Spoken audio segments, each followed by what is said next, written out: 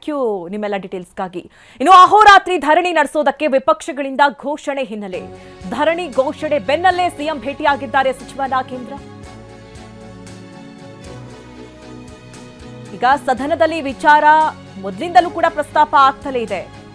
ಇವತ್ತು ಧರಣಿ ಅಹೋರಾತ್ರಿ ಧರಣಿ ನಡೆಸೋದಕ್ಕೆ ವಿಪಕ್ಷಗಳು ಘೋಷಣೆ ಮಾಡಿವೆ. ವಿಧಾನಸಭೆ ಮೊಗಸಾಲೆಯ ಸಿಎಂ ಕಚೇರಿಯಲ್ಲಿ ಈಗ ನಾಗೇಂದ್ರ ಅವರು ಸಿಎಂ ಅವರನ್ನ ಭೇಟಿಯಾಗಿದ್ದಾರೆ. ಹೀಗಾಗಿ ಯಾವೆಲ್ಲ ವಿಚಾರಗಳು ಚರ್ಚೆ ಆಗ್ತಾ ಇದೆ?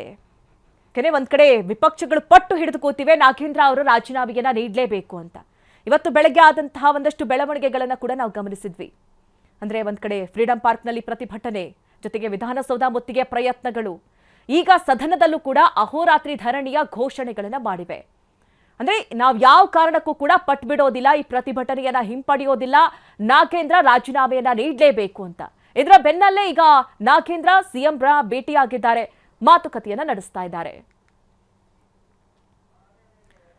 ನೋಡಿ, ನಾಗೇಂದ್ರ ಅವರ ರಾಜೀನಾಮೆಯ ವಿಚಾರಕ್ಕೆ ಸಂಬಂಧಪಟ್ಟಂತೆ ವಿಪಕ್ಷಗಳು ಈಗಾಗಲೇ ಒಗ್ಗೂಡಿವೆ, ಪ್ರತಿಭಟನೆಯನ್ನ ಮಾಡ್ತಾ ಇದೆ. ಸದನದಲ್ಲೂ ಕೂಡ ಈ ವಿಚಾರ ಪ್ರಸ್ತಾಪ ಆಗಿದೆ. ಬೇರೆ ಯಾವ ವಿಚಾರಗಳನ್ನು ಕೂಡ ಚರ್ಚೆ ಮಾಡೋದಕ್ಕೆ ಸಾಧ್ಯವಾಗ್ತಾ ಇಲ್ಲ. ಏಕೆಂದ್ರೆ ಈಗ ಅವರು ರಾಜೀನಾಮೆ ನೀಡೋವರೆಗೂ ಕೂಡ ನಾವು ಬೇರೆ ವಿಚಾರಗಳ ಬಗ್ಗೆ ಚರ್ಚೆ ನಡೆಸೋದಕ್ಕೆ ಸಾಧ್ಯವಾಗೋದಿಲ್ಲ.